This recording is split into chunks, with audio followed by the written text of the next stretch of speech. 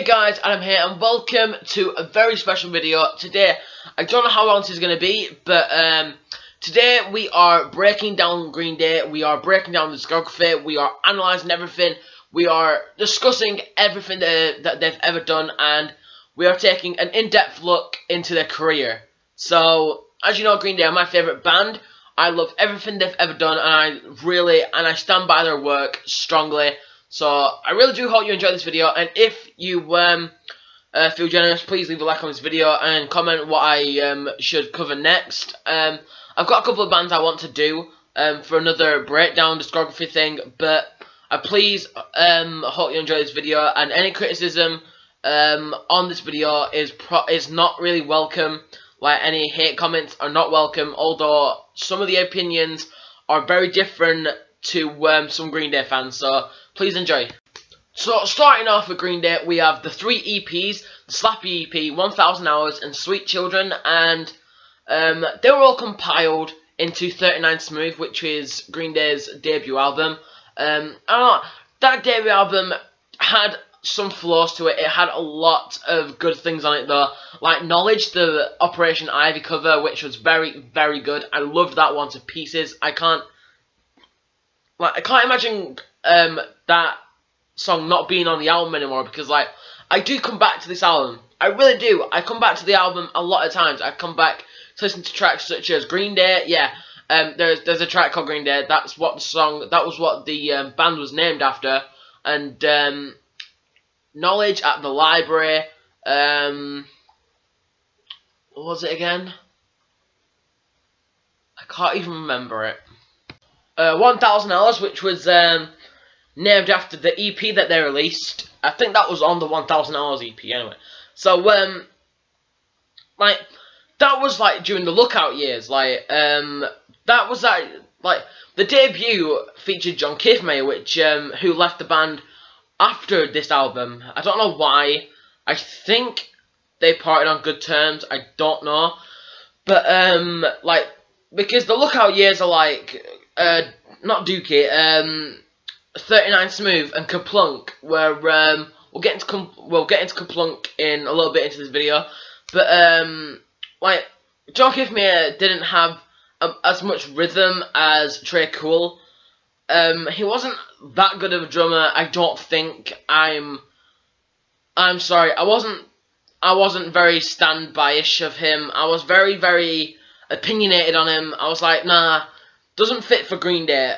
The debut actually doesn't fit with Green Day's tunes, which is what I think. I don't come back to think like, oh, let's go and listen to some hardcore Green Day stuff. No, I don't. I listen to just reminisce, to just get some nostalgia, to just like think like, oh, 90s punk, let's get some of this. And I was like, whoa, I've really got to think hard about this album, because I was like, okay, it's their debut, give them a little bit of chance. I gave them a lot of chance.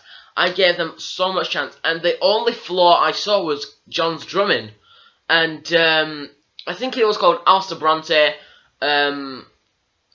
really, but I think it's Alistair Bronte that was in the band. That's his stage name, I think. I don't know, but like, I also think he's in a band now, because like, Green Day, and he missed out.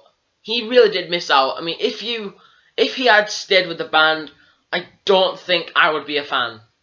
I don't think a lot of people would be fans because of what had been missed.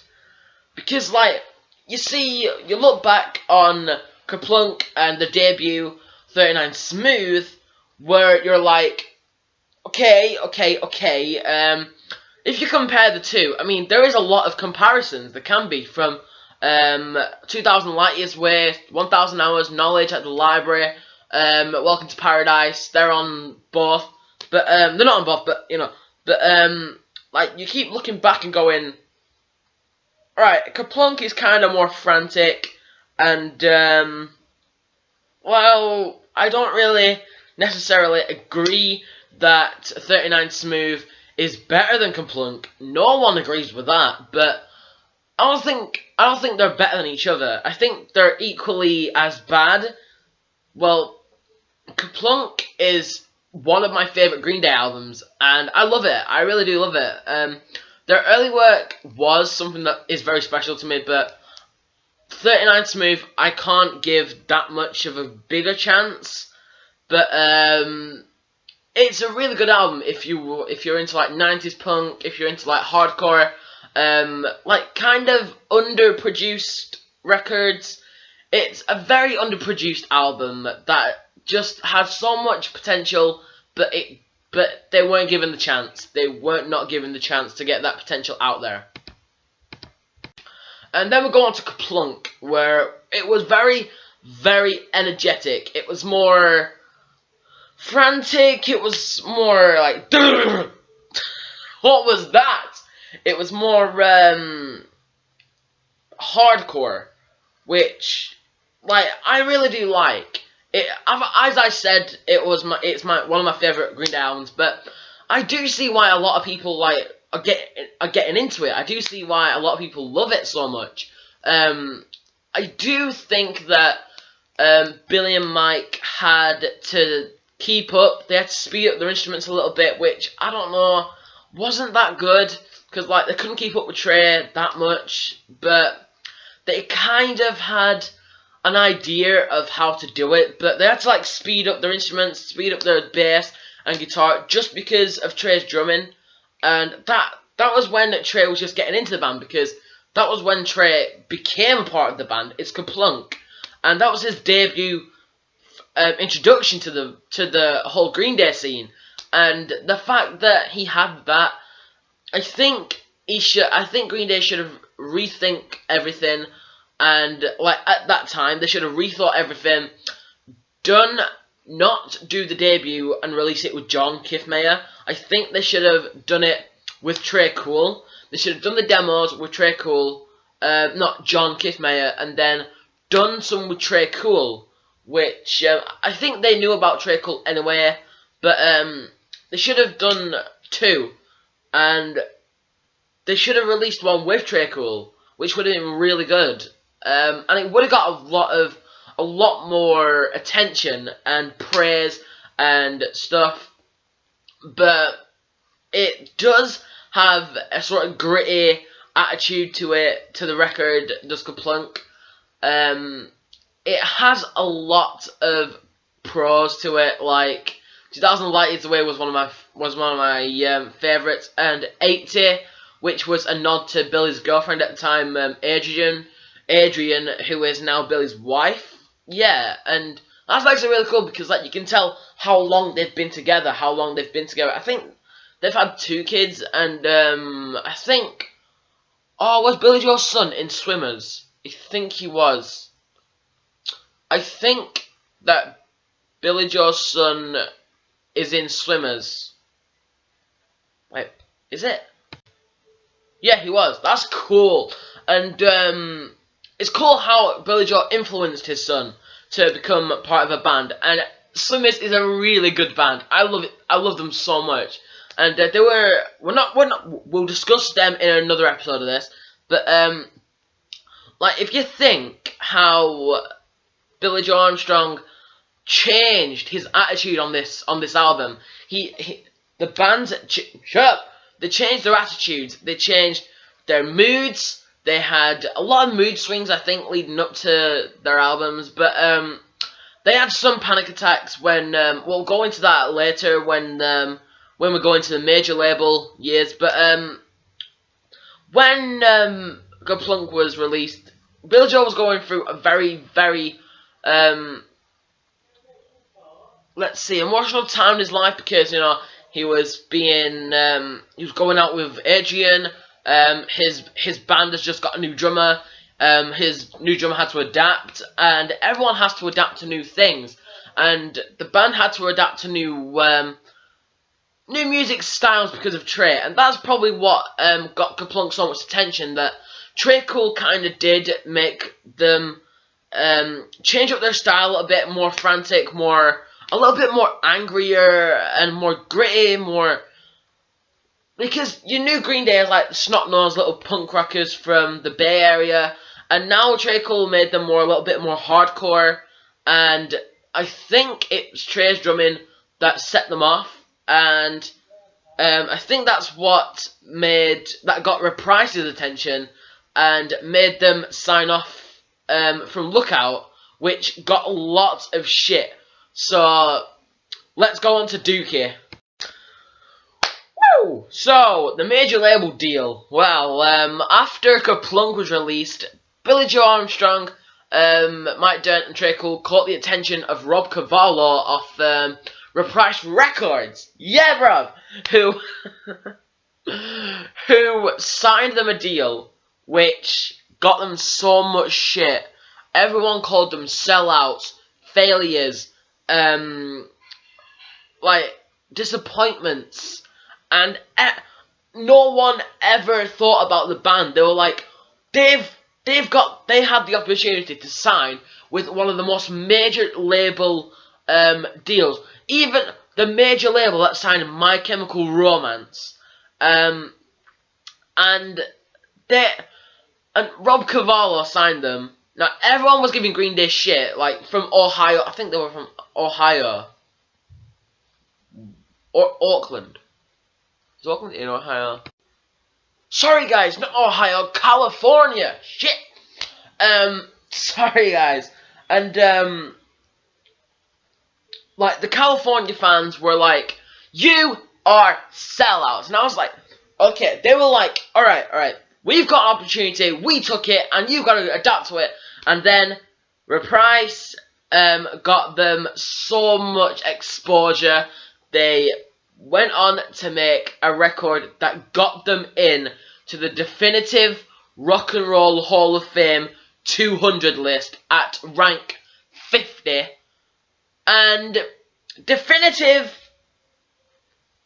that record helps define music. Not just rock and roll, music. It defines music. And I was like, okay, when I found out about this, I was like, shit. And that record exploded. It just went up, and like everyone didn't even expect it. Like not even the band expected that. Everyone was listening to it, from Longview to Basket Case to Fuck Off and Die, all the way to Burnout. I think that was at the start, was it? Yeah. And then at the hidden track, All By Myself, where Trey just sounds so funny on that. He goes like, "I'm all by myself. Yeah, I was all by myself. Yeah, I was all by myself." And it was like, it was very funny because I didn't even expect that. I left it on, and then all I hear was, "Yeah, all by myself. I was all by myself." And I was like, "Is that Trey Cool? Holy crap! He actually got a segment on a Green Day record." And I was like, yeah, I love it when Bill Joe does that. He gives Mike Dirnt and Trey, like Mike and Trey, exposure on the record as well. I love it when bands do that. They give their bassists, their drummers, even more chance to channel their energy, and it's really good how Green Day did that. So everyone loved Dookie, and Green Day didn't know how to top it. They didn't know how to top it. They were panicking. They were like going, "How do we top this? We don't even know how. We're gonna fucking fail this." And people were like, calm down.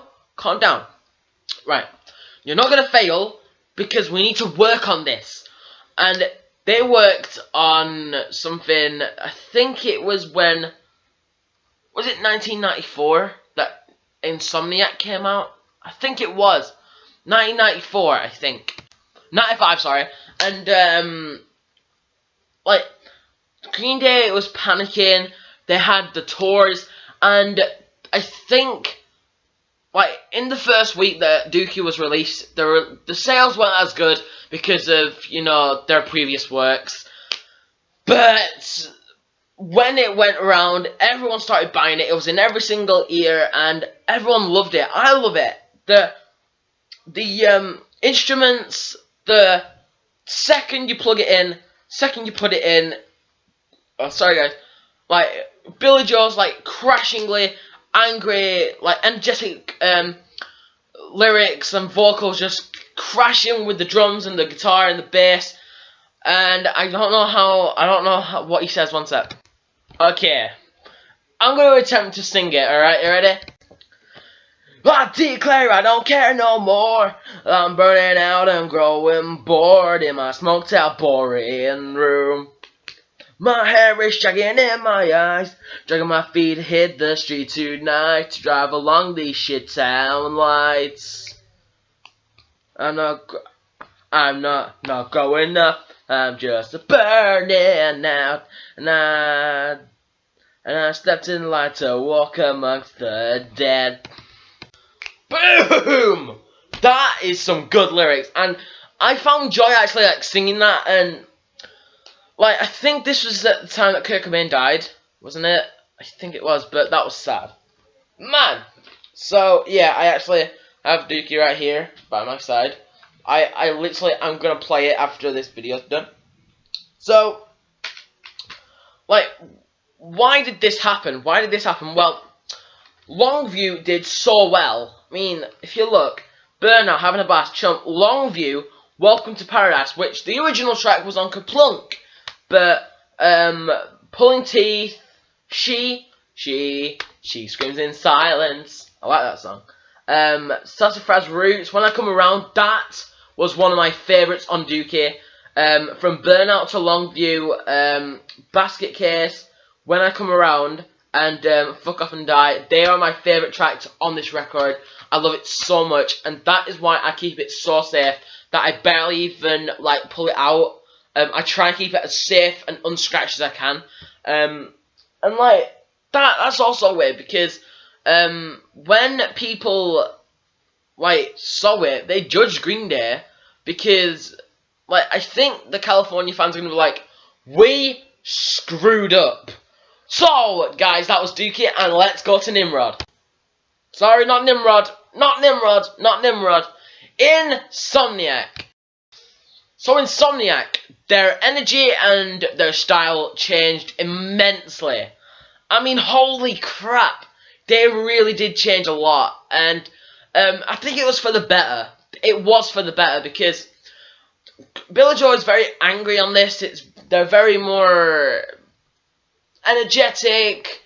I would say because like Billie Joe sings about their panic attacks, how he has to stay up all night to like write songs and work.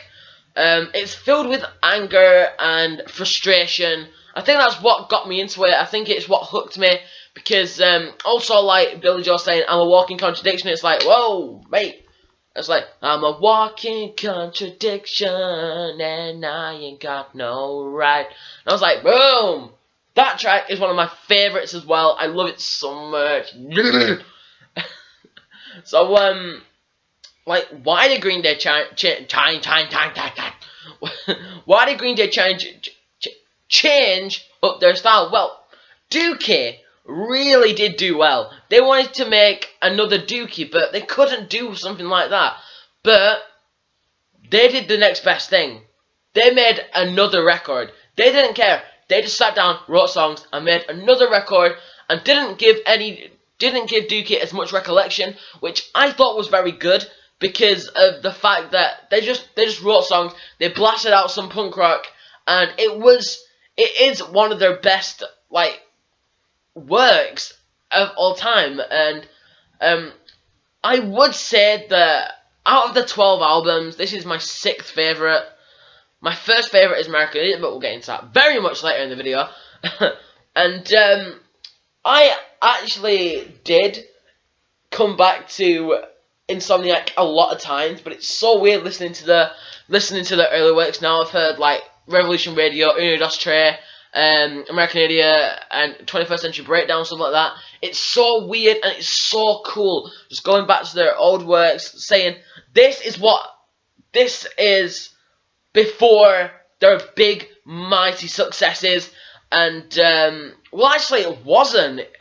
Insomniac came right after their major label success, and I think that's one of the things that boosted Insomniac, because it came off a major label, and because Green Day got so much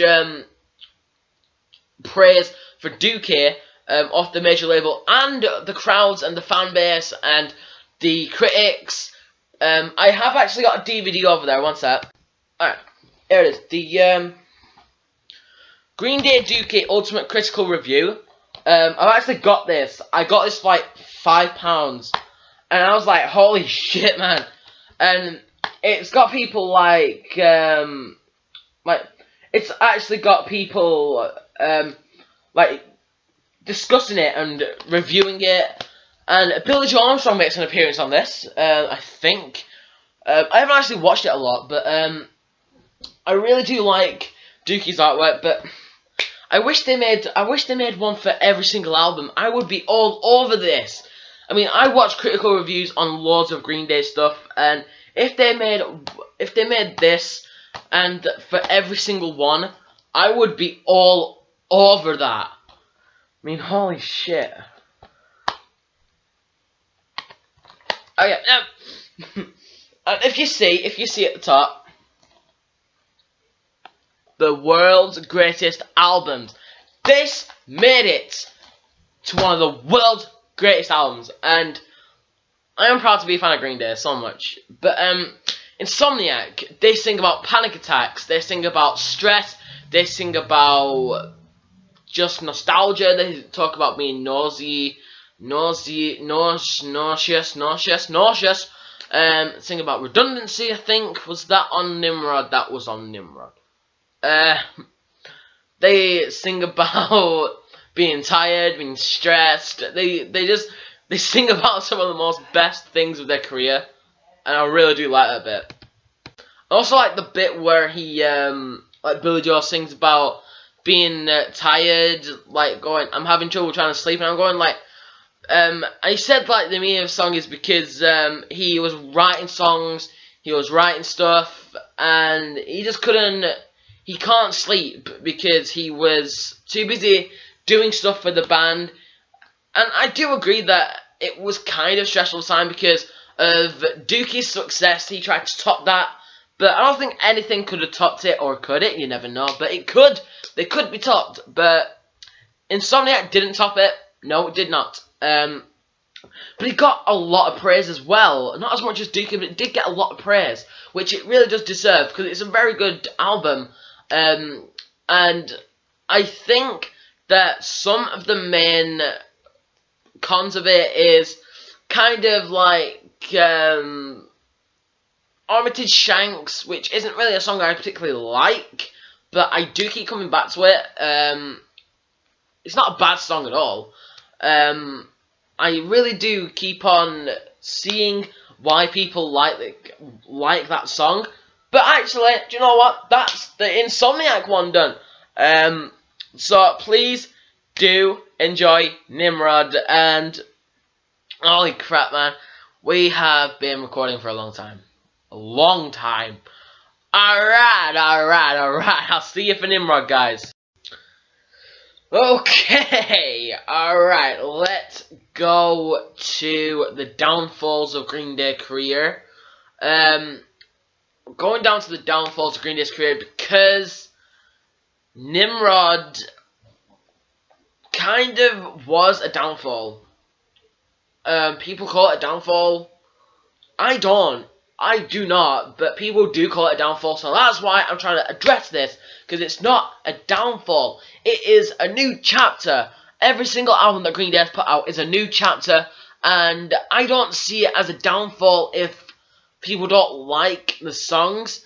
If it's a downfall, that means everyone hates it, but it's not.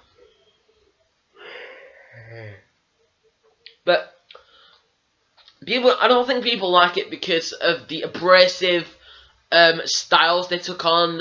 Nice Guys Finish Last was a nice little mellow punk rock tune that I really did like. Nice guys finish last, you're running out of gas, your sympathy will get you left behind. And I really like how he sings that, and I think that most people only address Nimrod as like well, I actually think that people know about Green Day through Time of Your Life, and that people think that Nimrod's only good because of that song. It's not like the song is incredible. It is my second favorite Green Day song.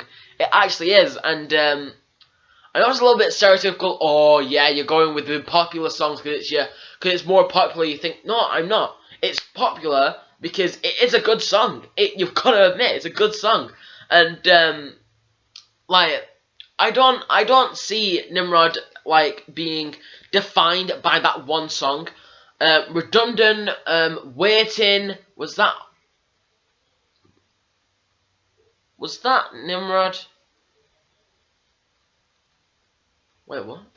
No, Waiting was on Warning, but Redundant, King for a Day was a very funny song. Like, I got a lot of laughs out of that. I don't know why. It was just like the instruments, like the jazzy start, and then Billy's funny vocals, and like really cool lyrics. Like, I started at the age of 4. My mama went to the grocery store. I went through her bedroom door to find something in a size 4. And I was like, whoa. And I like how Billy Joe sings that on his live shows. Like, he dresses up, he acts all funny, he runs around stage. It's really, really cool. And I also like Hoshinka. That was a very cool tune. What else is there on Nimrod? I think.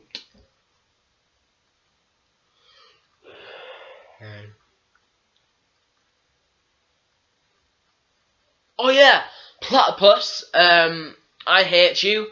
That was a funny one as well. I got a lot of joys out of that. But Nimrod, I don't see as a bad record at all. I stand by it.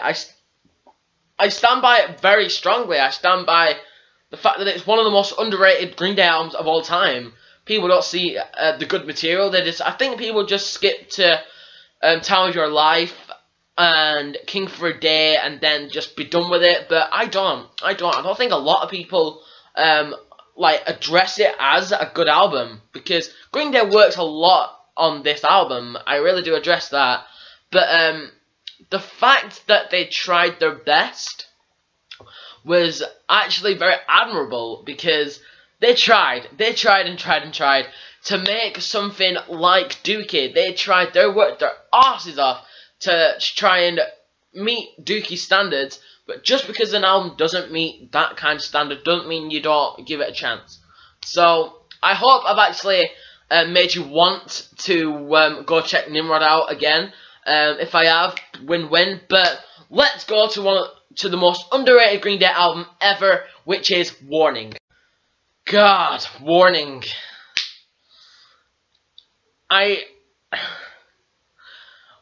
Warning is my third favorite Green Day album. Yeah. My third favorite Green Day album. American Idiot, Dookie, Warning, 21st Century Breakdown. And a lot of people are gonna say, like, you cunt, you motherfucker, why the fuck would you think that's good? No. Warning is an amazing Green Day album. Give me a chance. Alright, well. 1. The cool acoustic start. Like, and then Billy's vocals on the first track, like, this is a public service announcement, this is only a test. And I was like, yes. And I was hooked. It's a very good acoustic punk. A lot of people are upset because they used acoustic, but that's a good change. I mean, bands have to change, and acoustic rock is one of my favourites because, as you know, I'm acoustic guitar. I have an acoustic guitar, and people like to play it. Minority, that was one of the best songs on there. Waiting. Then we have Warning. And then Macy's Day Parade. Like, today's the Macy's Day Parade. The night of the living dead is on its way. And I was like, I couldn't get enough of this album. I wanted more acoustic rock stuff. And that was like when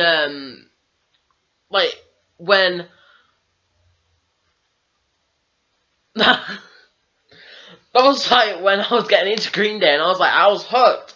And when Green Day did all that stuff, it was like after Nimrod, and everyone was going like, 2 downfalls in one, 2 downfalls after another, that's terrible, you're a terrible band. They're not. They are not. And I was like, people are giving Green Day shit for these, but they don't, I mean, what did you do? Did you listen to like Warning, and did you listen to Warning, Sex, Blood and Booze, Blood, Sex and Booze, and did you just listen to them two and just decide you didn't like it? Or did you actually listen to the full album? And I'm sorry, I'm ranting here. And did you give it a chance? Did you listen to it over and over for hours? Or did you give it about 3 listens? Just blasting through it, did you give it 3 listens? Yeah? You didn't. Oh, you missed out. Go and check it out. It's worth a good listen. It's one of the best albums. And I love it so much. It was one of the first Green Day albums I ever fell in love with. And I commend this album so much, so highly, and I can't get enough of it. I honestly can't. I love Warning, the track. I love Minority. It's like, I wanna be the minority, and like that actually really did speak to me. It's a song that is very, very energetic. It's very happy. It's very styled in like acoustic, and then going to rock, then going to heavy drums, and then bass is cool. I love Warning because it's carried by Mike's bass grooves, and then Billy's guitar, then the drums. It's all catchy. It's easy to learn as well. It's easy to learn. I love how it's styled as just an acoustic rock album, and I really do wish you go and listen to it because I love it so much. I really do love it. I honestly can't say I don't love it because I can't believe it doesn't deserve any shit. It doesn't deserve it. Green Day actually do deserve a lot of praise for this.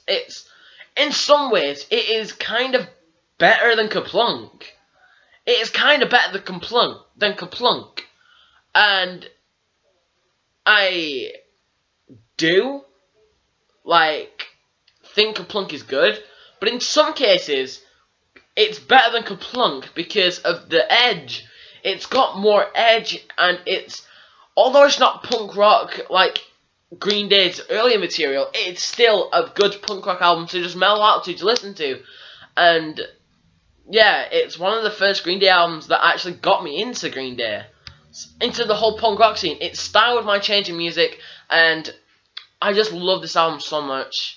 And it's got so much edge, it's got so much pizzazz, it's got so much potential as well. So I do recommend you go and check that one out, as well as Nimrod, because I really do hope you enjoyed listening to my little rant, and I do hope I've made you want to go back to listen to it and give their entire discography a small chance. Then in the years before American Idiot, we had International Super Hits, then we had Shenanigans, and then we had the all-famous with Green Day Network Feud. We are going to cover that, and let's go. So, when Green Day released International Super Hits in 2001, there were two new tracks that don't get acknowledged at all, called Maria and Pop Rocks and Coke. They don't get acknowledged at all these days, and I don't know why. They are very good, and they're the only 2 new materials that Green Day released in 2001, and I don't know why they don't give any of it a chance.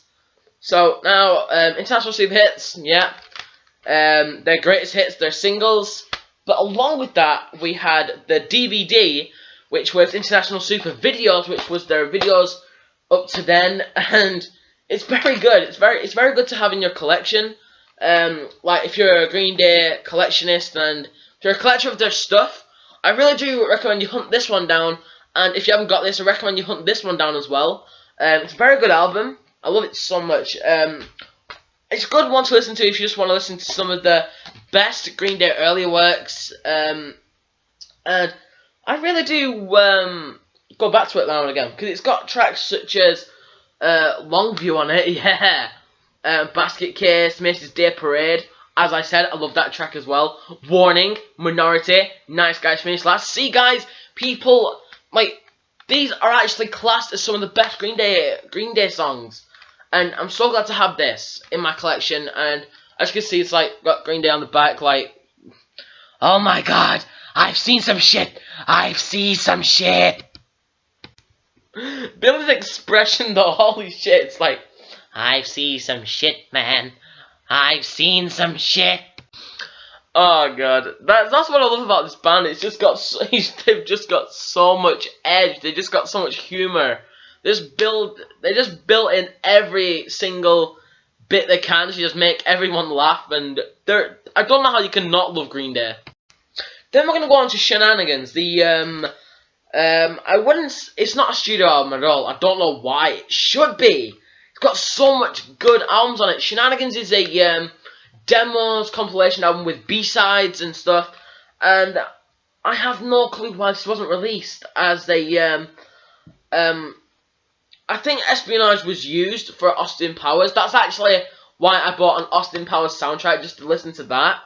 And Godzilla as well. The Brain Stew was on Godzilla, but like Suffocate, that's a very good track. And Billy Joe's Energy on it. I know it's just like a B-side, but it shouldn't be. This shouldn't be. Really? But like, I really do hope that they like do more of these, like more B-sides, because when this was released, a lot of shit was going out about Green Day because like, oh, they're so stupid they couldn't even release a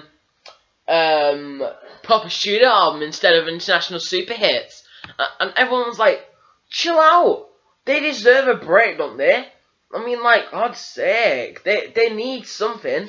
And I love the artwork on this, and I know I don't have the actual cover.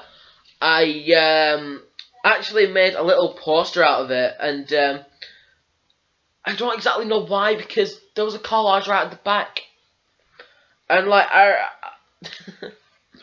was like, holy shit, man! But I didn't want to hang this like up, because I was gonna hang this up, but I was gonna go like, no, we need the cover, so I just needed it. I mean, You Lied is a very good track. It's like, you lied, you lied. Who lied to you, Billy Joe? Who lied to you? How dare they lie to you? Okay, it's perfect now. And Desensitized is very energetic. And don't want to fall in love? Outsider, Scumbag, Tired of Waiting for You, Sick of Me, Haha, You're Dead is a funny one. That title just made me smile. I really do recommend you go and hunt this down, because it's got some very solid punk rock tunes on it, and it's kind of like what Fall Out Boy did. It's got 14 tracks on it, and this is kind of what Fall Out Boy did, like with the Pack Some Days. Yeah. But I don't think they were B-sides. I think that was just, like, tunes. But this is a very solid Green Day album. I don't care if it's not a studio album. I really do recommend you go and search for this, because it's really worth a good listen. Although it's not, like, a full-on... Like, it's still Green Day. And if you want to, like, go deeper into the discography, this goes to new lengths. This goes to new lengths, and... yeah, I actually kind of thought it was a Green Day studio album for a little bit, but when I found out it wasn't, I was like, damn it. Damn it. Damn it. Nah. I was slapping myself, but I don't care, it's still Green Day. More discography, insight, and I hope you enjoyed my Shenanigans discussion. It took the band to new lengths and new heights, and it was a step up for them because they had new material out, although it wasn't as new. It was just a compilation of their B-sides. So besides releasing the B-sides, I hate my life. I hate myself. But yeah, I think fans liked this, and it's very much worth picking up.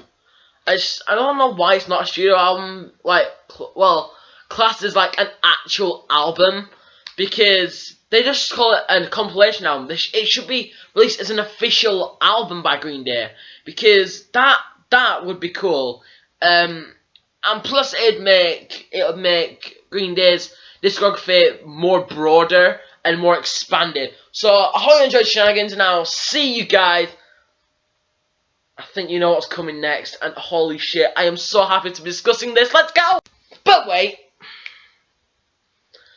if we take another in-depth look and reflect on the Network Feud, well, the Network Feud, we're in for a big one. So the Network is a side project by Green Day, and it's obviously Green Day in masks. But Billy Joe Armstrong pretended it was another band, and so did the Network when they were dressed up as a Network. And everyone thought they were feuding. Everyone thought they were at war with each other, and everyone was like, "Oh my god, it's gonna be Battle of the Bands next!" And holy crap! I think when everyone worked out it was just Green Day in masks, they were kind of pissed off, but no one came forward. No one came forward. But to this day, like, Money 2020 is the only album released under the name The Network, and I don't exactly know why. Because the Money 2020 was a good album. It was a very good album. If you're looking for some synth pop, synth rock, it gives off a good vibe, a good like little party vibe, and I really do like it so much. And it is like, I'm not that into synth pop. But if it's Green Day, if it's a Green Day band, of course I have to check it out. But it's Billy Joe in a mask, it's Trey Cole in a mask, Mike Dern, and everyone else in masks just performing. And I don't know how no one else worked it out the second. Like, because Billy Joe put out the record, and that was at the time that Green Day weren't even working on stuff. Well, they were, but like not publicly, and no one knew that they were working on American Idiot at that time, and they came out with The Network, which was kinda, I think it was when they were working on American Idiot, but which was kind of weird, because like, why am I flicking my hands?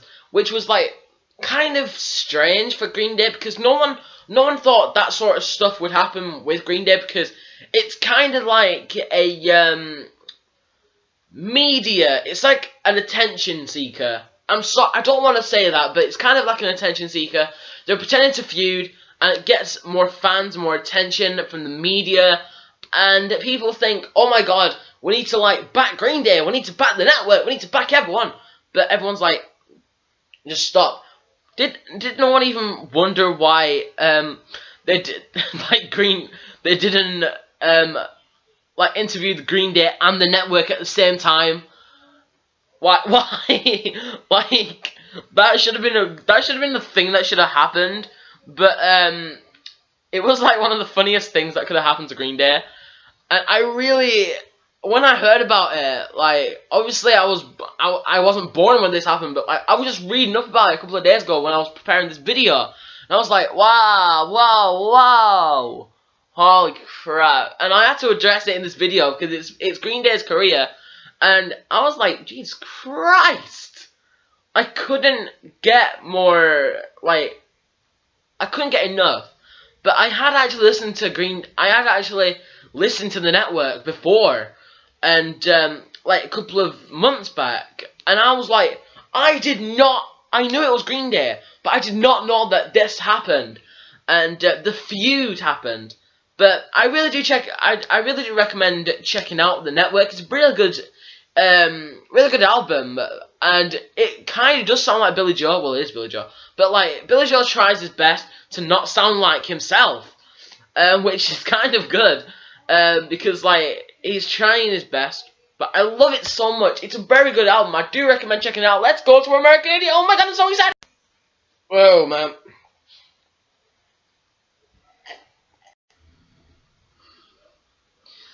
I said in the video, favorite album, favorite, mwah. I'm getting so excited now. The first rock opera by Green Day, American Idiot, and it was a smash hit. It did almost as good as Dookie. It did. I think it did more than. Oh. Dookie and American Idiot, they were at crossroads, and this was Green Day's one of Green Day's most highly recommended albums of ever. I am very sorry. I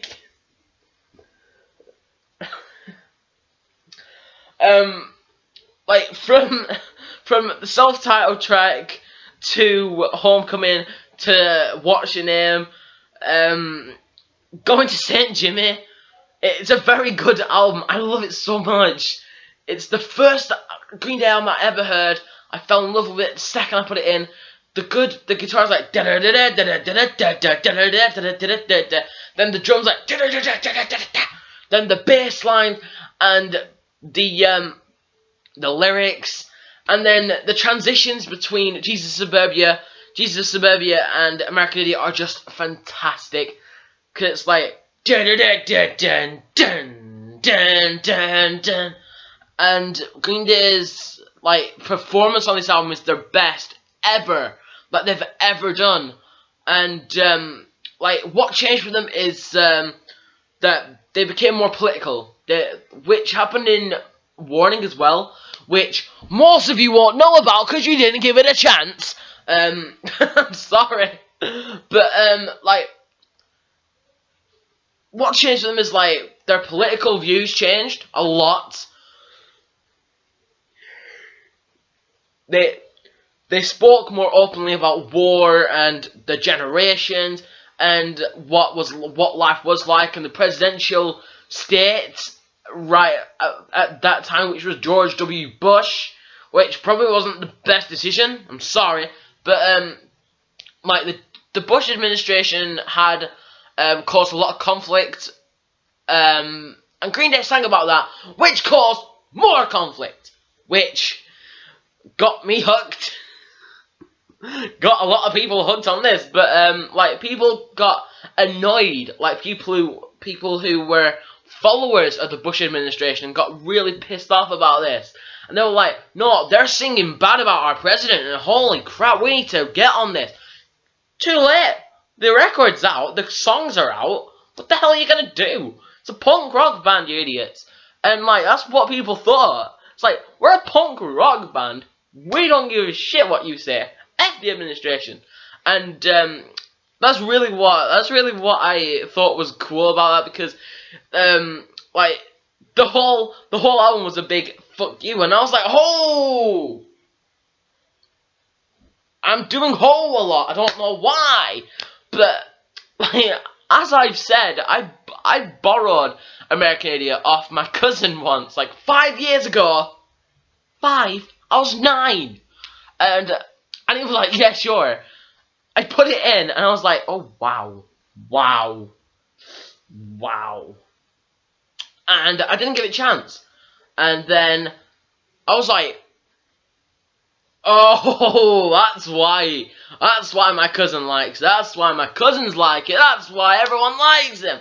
And then I saw their live DVD, Bullet in the Bible. That is my favourite Green Day performance to date. Because it's got just so much energy. I love it when Billy Joe sings, hey, how? I'm very sorry. And I like it when Billy Joe sings, hey, oh, come on, hey, oh, and like, he gets the crowd involved. And although like, he didn't pull up any fans on stage, I don't think he did. He didn't, did he? No, he didn't. No, he didn't, but like, it doesn't matter because like, it was still an entertaining performance, and it was the first ever performance I ever saw of Green Day. It was so weird because like, I've never seen Green Day's faces before. It was so weird to have like them 3 guys acknowledge themselves as Green Day, and I was like, whoa, that's Green Day? I was like, live on stage, and I thought, no! Because I just knew Green Day as voices. I knew them as an audio band. I was like, that's Green Day! That's Green Day! And, like, I was astonished by their performance, their showmanship, their stage. They are a very good band live. If you haven't picked up Bullet in a Bible yet, please go and get it. It's probably not that hard to get, but it's probably not that easy either. But it's got so much. It's good. It's got American Idiot, Jesus Suburbia, Holiday, Are We the Way, St. Jimmy, Longview, Hitching a Ride, Broadway Show, Best Case, Kim for a Day, Shout, Women with Stern Brands, Minority, Boulevard of Broken Dreams, Good Riddance, and that's it. Boom, we did it, boy. I don't know what the hell's wrong with me, but it's got. I like it when he sings King for a Day. Oh no, he dresses up in the most ridiculously funny costume, and like, oh god, and like Billy Joel like has these little like moments on stage where he's acting so hyper that even the fans can't even contain it. Everyone's like, oh my god, what are you even doing, Billy Joe? And I was just sat there going, this is my favourite singer. I was astonished by it, and I couldn't get enough of it. I watched it and rewatched it and rewatched it. Once, I think I stayed up until like 3 AM watching it, and I wasn't even tired. I was like, I think the neighbours had to knock on, going like, shh, can you keep your kids shut up? Stop singing like, hey oh, and I was like, fuck you. And I still come back to that. I still come back to the concert. I've been watching it and rewatching it and rewatching it, and I just love it so much. And the fact that I was left wanting more is probably out of both the album and the live, because I've got both. Again, very good things to have in your collection of Green Day. Like since the International Super Hits, this was their first live DVD, and when I got it, I thought it was like another Green Day album, and I was like, it is. It's a live album. And 1 minute, have I got the DVD in? Yeah. That's the DVD, that's the CD. And the CD is very good as well. It's very good quality. And like, I keep on wanting more from these albums. Like going, I need more Green Day. I need more from this band. And I got more. 21st Century Breakdown. Let's go into it. Whoa. Slow down there, Adam. You have not even addressed the Broadway musical. You're right, Adam! How could I forget the Broadway show that Green Day was working on when American Idiot made so many lives change? So I liked it. I loved it so much. I saw 2 performances. I saw one with Billy Joel in it. I saw the LA show. I saw them on YouTube, and they are very good. The people on there are very talented, and it must have took a lot of work. They're awesome singers. They all take part, and it's so involving as well. I love Broadway musicals like that. Like, I know MCR, the Black Parade musical, that was very good. I love the Broadway show because of many reasons. 1, Billy Joel was in it, and he was playing Jimmy. 2, because like they made it up as a good story. It was a good story, and it perfectly works. And I cannot wait for the film. They are working on the film. I stand by this musical very strongly because of the fact that it's so powerful. It actually had me crying, because of the bit where the guy points the gun at the girl, and like and then he shoots himself, and then she sings like 21 Guns, and I was like, no. And Wake Me Up When September Ends, when that was performed, oh my god, it was just so emotional, and it was so good. And the end, when everyone was like huddled together, and they were singing Time of Your Life, obviously they were gonna sing that. I was so happy when that came on. But the musical, I love. It is so good. and I really do recommend going searching for it. I will leave a link to it, to the LA show that I watch on YouTube. I'll leave links to it in the description below if you want to check that out. It's very much worth. It is about, one sec, let me find it. It's about an hour long, I think.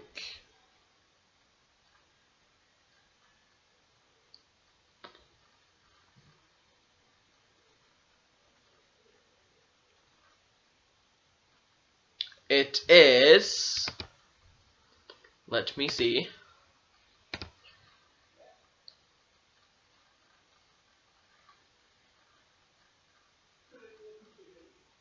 Over an hour long, which is pretty good. It's over an hour long, man. And it's very much worth it because I love it when St. Jimmy's on, because she's so energetic. Yeah, Jimmy is played by a woman. I can't remember her name. I'll search up. But she's very talented. I like it how she gets so involved. She gets so involved, and I love it when Last Night on Earth she performs that, and when she goes like, I sent the postcard, I text the postcard to you to go through, send them all the love to you. It's, Last Night on Earth is one of my favourites on 21st Century Breakdown, and when that was performed, I was like, oh my god, no, I'm telling you now, that, a lot of Green Day songs get me right in the feels, but that musical just made a lot of sense because of the story, and it did everything perfectly. It got everything so much perfectly because of the because as I said, I was left wanting more from American Idiot. And then I went out and got the live show. I wanted more from that. We got the Broadway musical. I want more. We're getting the film. Green Day's never gonna stop, and I am so glad about that. Lest we not forget the awesome side project Foxborough Hot Tubs. I can't believe I forgot. Oh my god, I forgot about that one. So, if you don't know, Foxborough Hot Tubs is like the only side project that Green Day actually made a move on. It was cool because it brought back a lot of 80s vibes, and I liked it because it had like so much energetic, aesthetically pleasing. It came a year before 21st Century Breakdown, and it was one of the Green Day albums that wasn't a Green Day album, and it's one of my favourite albums of all time. Mostly because it's got all that nostalgia, it's got all this, like, flashbacks, it's got so much good lyrical content, it's got so much quality on it, and I really do recommend it. I really do recommend it.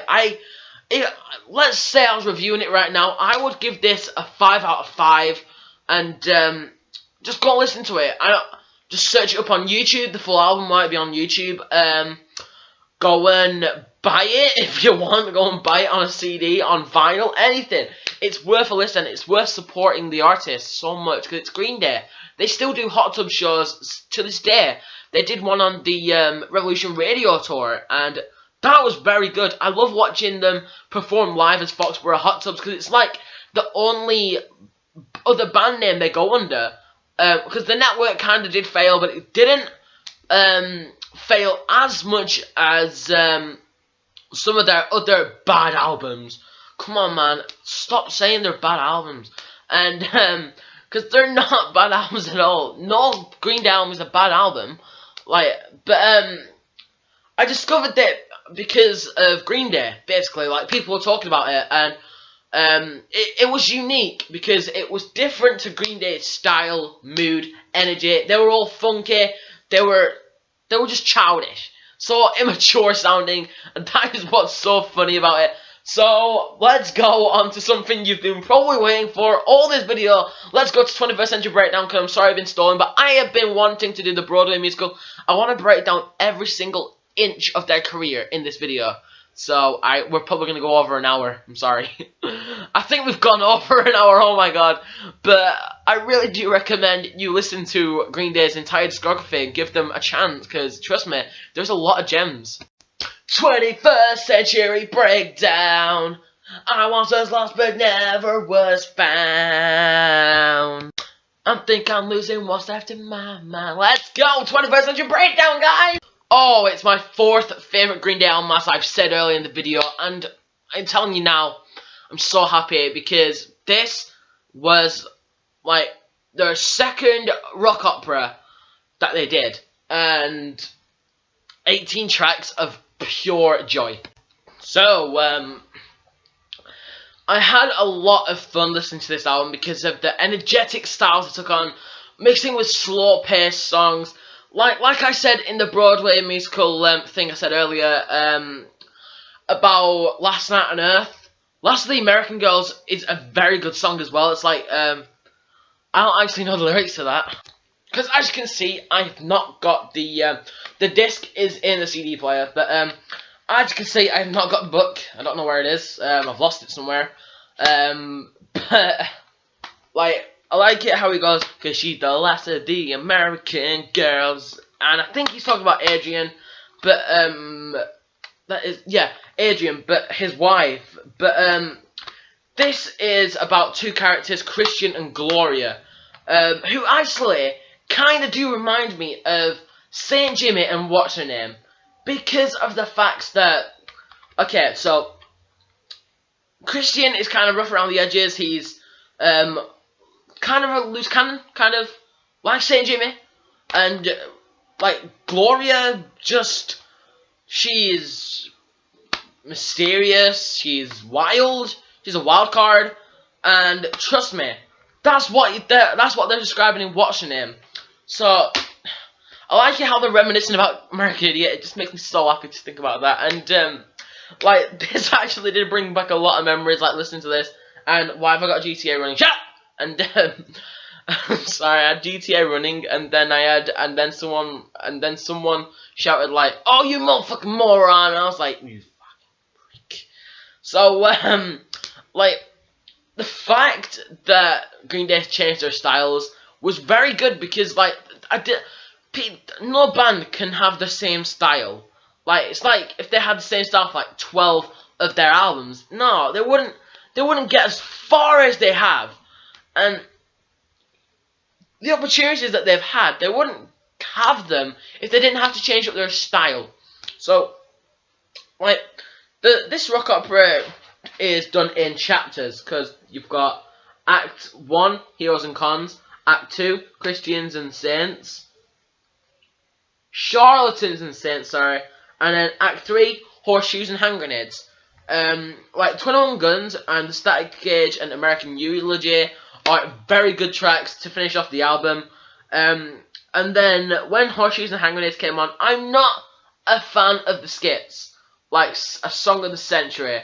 I'm not a fan of that one because, you know, it's just a short one, and it's just it kind of doesn't introduce the album very good. But 21st Century Breakdown, the self track, the title track, is a very good way to start off the album. I mean, to introduce this new era of Green Day was a very good way to start, and I really do commend Green Day on this album so much. Viva La Gloria, Before the Lobotomy, Christian's Inferno, Last Night on Earth, as I have said, that just mellows out and just makes the whole album enjoyable. I love it so much. I'm sorry I'm saying I love it so much too many times in this video, but I do.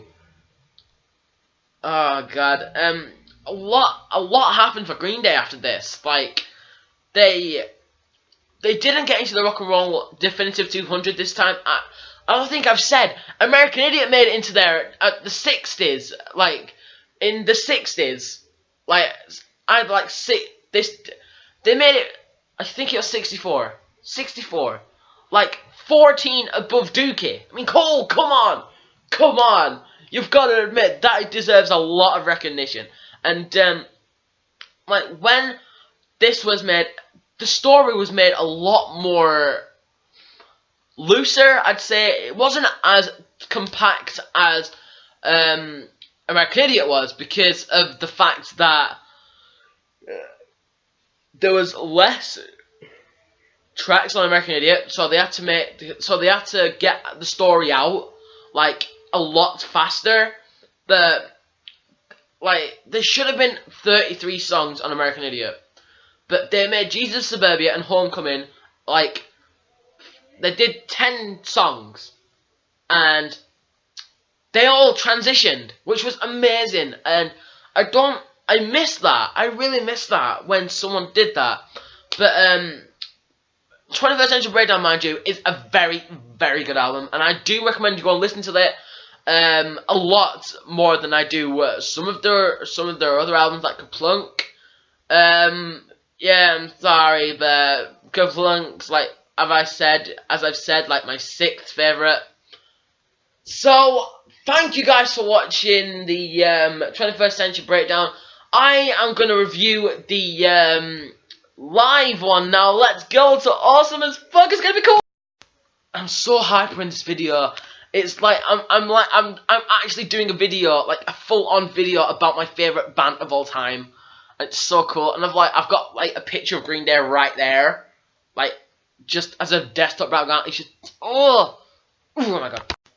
All right, Awesome as Fuck was the live DVD that Green Day did for 21st Century Breakdown, and it was live in Tokyo, and it was a very, very like involving DVD because not only was it like Bullet in the Bible, they brought up fans on stage, they made them stage dive, they did so many good, and they made it like they had filters on it just to like have an effect for some of the songs, and it was so cool when he had the crowd singing the songs as well. He had the lighters out, they had the phones out, and it was so cool. I mean, here it is. Like I had it in a 2-disc, but I put it in a 1-disc. Oh god! But I put it in a 1-disc, so I can have my DVD just there because I don't listen to the album like as much because I'm all about the live shows. And the only track I listen to on the live one is actually the Cigarettes and Valentines, because of the fact that actually got buried. It got stolen, all the tapes got missing, and it was like it was like Green Day's first and probably hopefully last project that got buried and never got released. The energy coming off the crowd was just impeccable. It was amazing. It was so cool, and I loved seeing how many people just gathered around for Green Day, and it just made you see like how some people were like from different countries, different areas of the world, but like how even people in Tokyo, like how far the Green Day fan base stretches, and that's why it's so cool. And I really do recommend you go and hunt this one down. It is incredible, and I don't know, because I saw it with Bullet in the Bible, and I thought, oh, what are these, like, different albums? And I'm like, no, it's not. They are 2 live shows. Holy crap, 2 live shows, and I got them for like £1 each. £1 each, yes, exactly, £1 each. I mean, what the fuck? And I bought a copy for my cousin that got me into Green Day. I bought a copy of Bullet in the Bible for her, and she was like, boom! So that was nice. And I'm trying to hunt down a copy of Awesome as Fuck for her, but oh my god, it's so hard! But it's so hard to get hold of it. I don't want to order it because it'll cost too much. But guys, it is Green Day. I will try my best to hunt it down, but I really do recommend you go and hunt it down. Help, and please enjoy all the showmanship Green Day has to offer in these live shows. They really are worth checking out. So we can't go a Green Day episode without addressing the elephant in the room, the Billie Joe Armstrong iHeartRadio meltdown. Okay. This is a very touchy issue for most Green Day fans, but it happened. iHeartRadio cut Green Day's set short by like 20 minutes for Usher. Oh, I hate that guy. Honestly, that guy's. I'm not attacking Usher. But I just hate his music so much. It's just dribble. It's dry. It's moany. It's just nothing. It's nah. And they cut their set short for Usher. Green Day for Usher. And Billy Joe obviously had been a victim of like alcoholism in the past and drug addiction. I think not really addiction, but drug abuse. And he just snapped. He just snapped. That did the final straw. 1 minute he had, and he smashed his guitar. Mike smashed his bass, and just thank God he wasn't like playing his Billy Joe Armstrong customized guitar, because like, oh my God, that would have been horrible. So yeah, that happened, and I think like that was one of Green Day's most horrible errors. Because Billy Joe had to went to rehab, he had to check in, and he was writing songs like crazy when he was there. He got to know people, he got to reminisce about things, and he was writing songs like a madman. And what happened? Like the cause of this was alcoholism, and like the fans stood by Billy, and because it was stressful as well. It was a stressful year. They had their albums coming up. They thought no one's gonna check them out again. But wrong. So what's next? I think you can tell we are going into the trilogy. So as you know, I have all the trilogy. I have them here, and they're not my favourite sets of Green Day albums.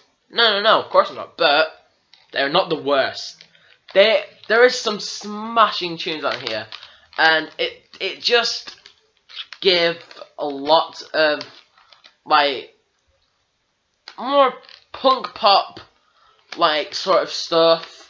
Give them a more edgier, slower paced kind of synthy style sort of, and it blasted out a new era for Green Day. And I'm not saying that's a bad thing, I'm not saying it's a good thing either, but trust me, this trilogy is very much worth checking out. I mean, it's 3 albums, and it's all Green Day. I mean, there's nothing that's terrible about Green Day, in my opinion. But when Green Day started off with Uno, as I've reviewed Uno a couple of weeks back, please go check that out. I'll leave a link in the description below to that. Like, when they did Uno, they kind of thought about, because I've got a picture here. It says Uno, Dos, and Trey. And then it's got a picture of Billy Joe, Mike, and Trey Cole. Billy Joe's like doing like that. Mike's going, and Trey Cole's going like that. And then Dos, they're going like, then Trey's going, and Mike's going, I'm sorry, I'm just like describing. And then Billy Joe on Trey is going, it's like, so it's like Uno is kind of, you know, the starter. Dos is like the getting there bit. And then Trey, finale, the bang out thing. And trust me, that is exactly what happened. Uno was the weakest of the trilogy. Dos was the second strongest. And I do think, I really do, this is the strongest of the trilogy, because of the fact that it's got so much good tracks like Brutal Love, 8th Avenue Serenade, Drama Queen, X-Kid, Sex, Drugs and Violence, like Sex, Drugs and Violence, English, Math and Science, and it's like Amanda, like Amanda, don't you know, and then that's how he starts off, like shouting, Amanda, don't you know, Little Boy Named Train, I got no destination, 'cause I'm a little boy named Train. That's a good one. And Dirty Rotten Bastards is a very good one. And the closer, the second to close, is 99 Revolutions, one of my favourite Green Day songs of all time. And then we've got The Forgotten, an awesome mellow piano ballad to finish out the trilogy. And the fact that this was like one of my favourites of the trilogy. Like, just because I think this is the strongest doesn't mean it's my favourite of the trilogy. But it's actually like sort of going back to their roots. Well, not really, but it's sort of like going back to like when they were like starting off as like Dookie and Nimrod and Insomniac. It's a very good thing to like reminisce about, and I like how DOS as well was kind of like that, but it kind of gave them a new sound, gave them a new chapter, it gave them a new start kind of. But Billy Joe didn't really. They should have put the slower songs on here, and then they should have put the more like energetic songs on here, and then the mix should have been on here. Or like the energetic songs should have been on here, the mix, and then the slower songs. You've got loads of mixes like in there, but like it's going like slow, slow, fast, fast, fast, fast, fast, slow, slow, slow. The transitions aren't exactly working perfectly, but like when you actually try and like compare the albums, they're kind of like, oh my god, this song on Trey would work with this song on DOS, and this song on Uno would work on Trey, and it's kind of like that. You're kind of like going, no, what are they doing? But it's very cool to like think about the fact that Green Day actually made 3 albums worth. That's like 37 songs. 1 minute. 12. 24, 25. 37. Oh my god, I got it right. 37, man. And it's like, because Billy Joel couldn't stop writing songs. And like I like Nightlife on DOS. The bass groove is brilliant, and Start When the Red Lights Flash is a very good one. I think that's about, like I said, no wait, that was, I did the Uno review, sorry. But like, that's kind of like about Billy's alcoholism, like, you gotta stop when the red lights flash, like, don't drink drive. Oh my god, hashtag powerful message. Ding! And I think like Billy Joe did some counselling, did he? I think he did. I don't think he should have gone to counselling. He's been sober for like 4 years now, which is cool. Very good actually, but I respect Billy Joe Armstrong. I commend these albums greatly, like I do the rest.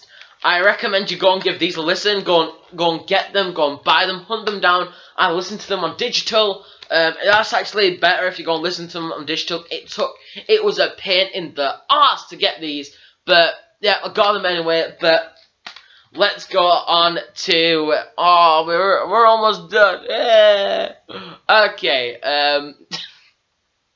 Alright, let's go. I'm going to actually go into an in-depth discussion about Broadway Idiot now, about the final performance, which I saw on a DVD thing, but we're going to go to that. It's going to be about 5 minutes, don't worry, but if you want to skip over it, like, because I did do a discussion about it, just please do. I will leave.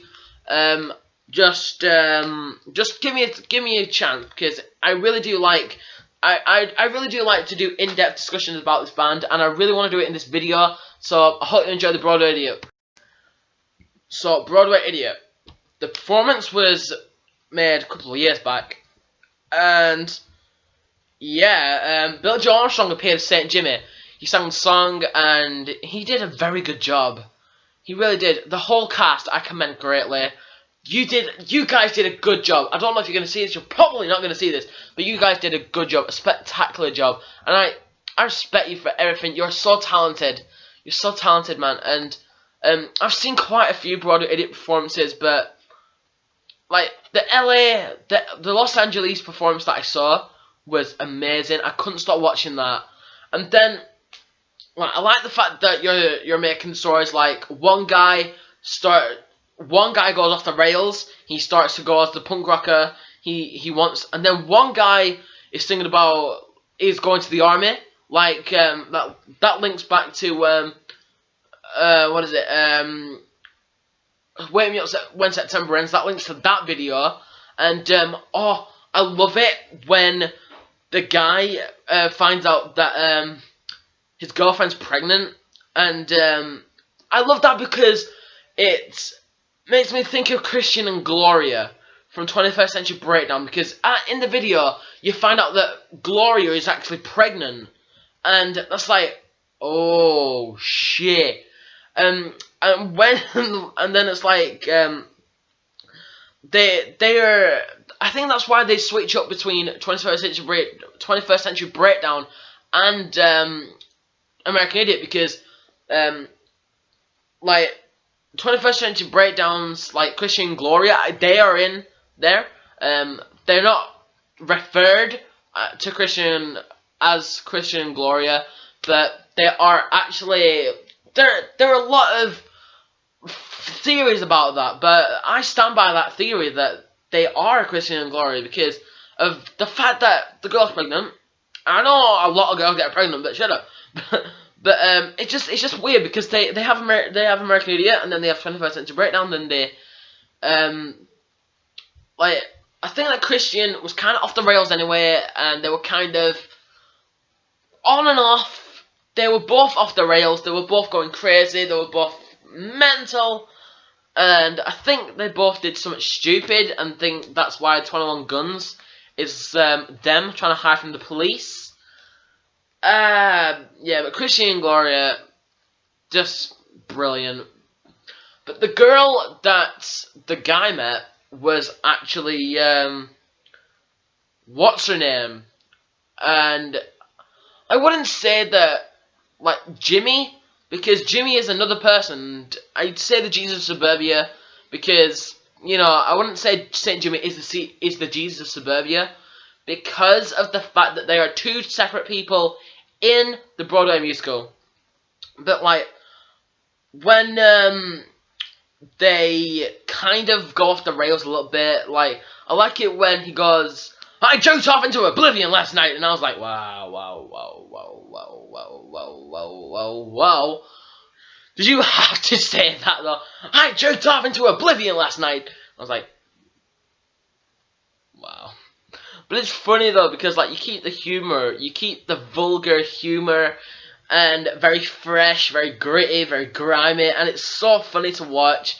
Just if you want to chill out, if you want to listen to some Green Day, but you don't want to like just listen to, if you don't want to watch a music video because you need more, but you can actually what the hell was that? You can actually see them. You can actually see them being performed, the songs being performed as a story, as an actual. My curtains are doing my absolute editing. I'm sorry guys, that lighting was terrible. Okay, like I liked how they kept in the humor, just not because it doesn't have to be serious. It's just it's a good way to make a Green Day fan want more. And the fact that they're working on the film is brilliant. I'm sorry, I can't even contain it.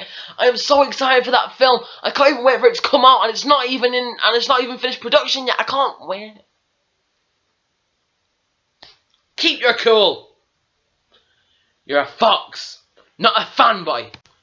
I'm both. Shut up. Ow. Why do I always hit myself? Ow. But like, I like how fans are, like, Green Day is giving back to the fans and making something of the work they did, which did so well. So I commend Green Day greatly. I respect you guys so much. I swear to God.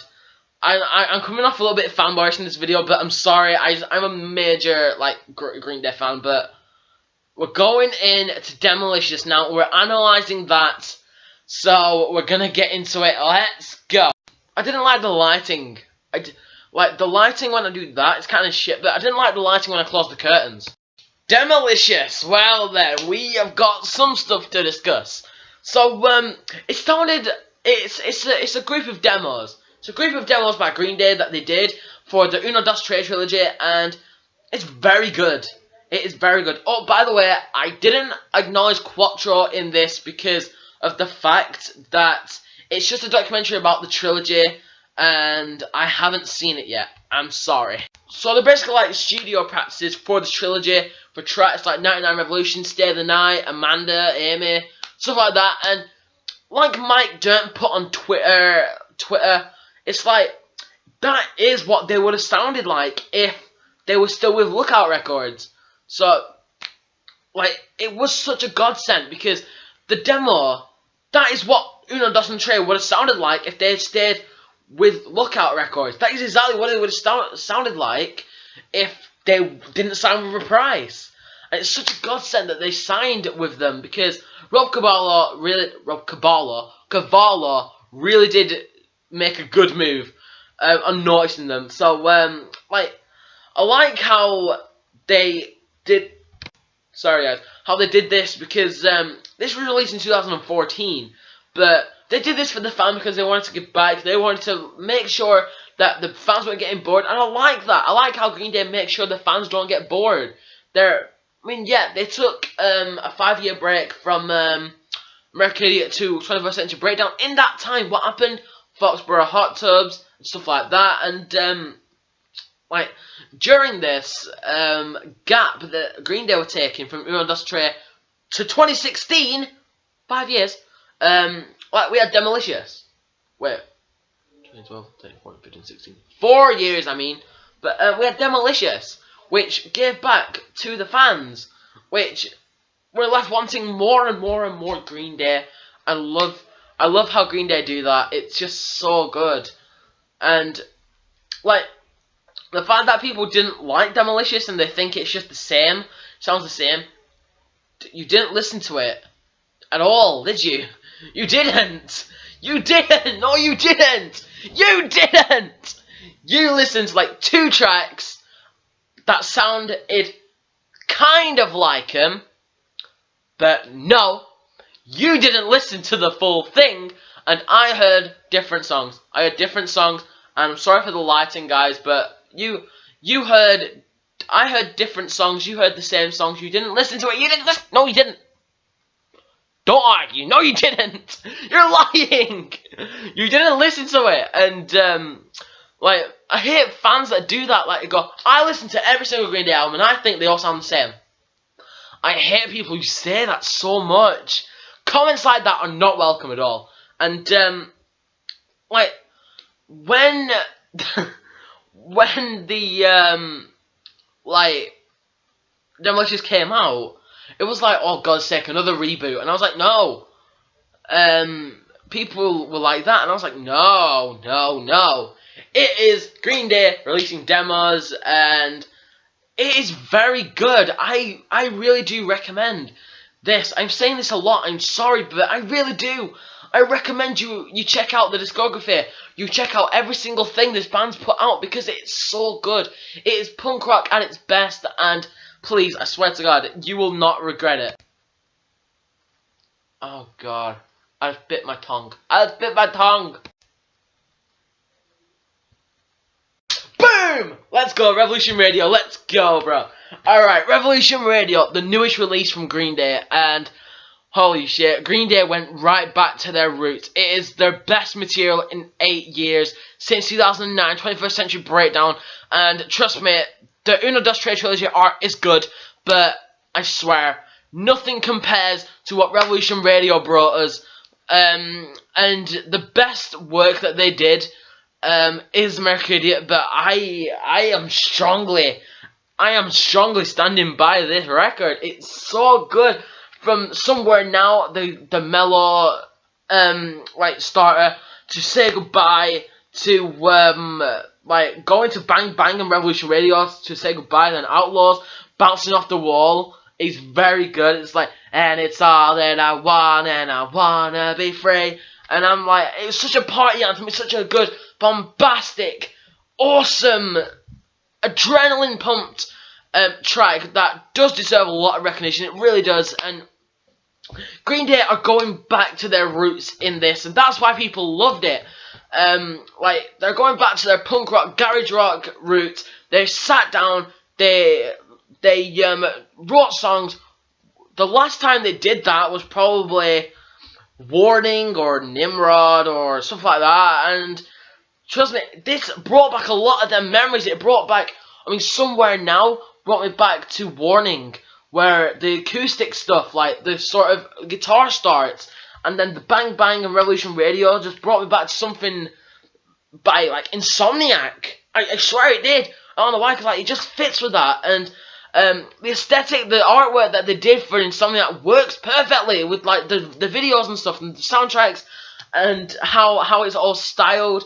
and the fact that like Still Breathing, Youngblood, Too Dumb to Die, Troubled Times, they were so cool, and a lot of this is very political, sort of punk rock. It's kind of like a reboot of American Idiot, if you would. It's kind of like a non-rock opera version of American Idiot, and trust me, it's really worth hunting down. It's worth listening to. I put it on listen for days. I swear to God, I put it on repeat for ages. I didn't go a day without listening to it, and I can't go out a day without saying something about Green Day. And trust me, it is a very good album by a very good band, and it's a very good punk rock anthem to just headbang to just mellow out to listen to. And trust me, you are not going to regret your choice. And if you do listen to it, I swear, you're going to be hooked for life.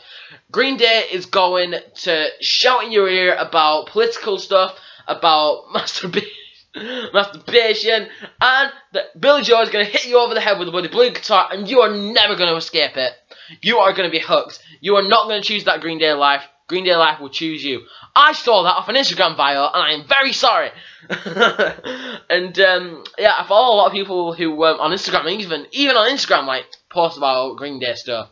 And see that, like, even everyone likes, a lot of people like Green Day. It's a very good way to, like, broaden your horizons to punk rock.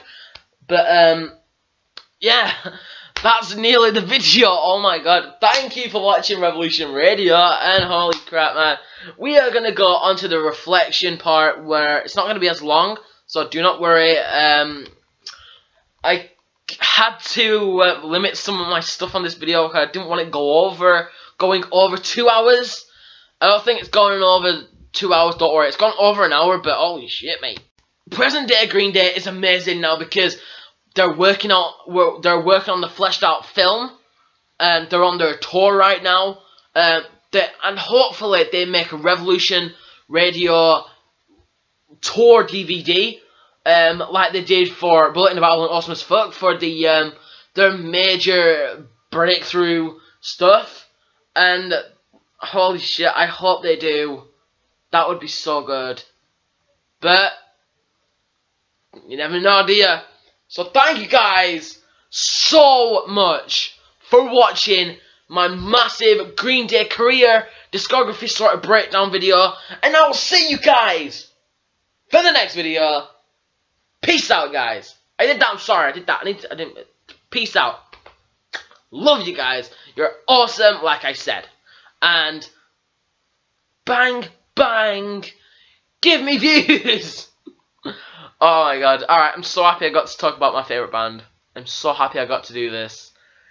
And it wouldn't be like without people like giving me inspiration, like for me to do this. So thank you so much for watching, and I will see you guys in the next video. Peace out.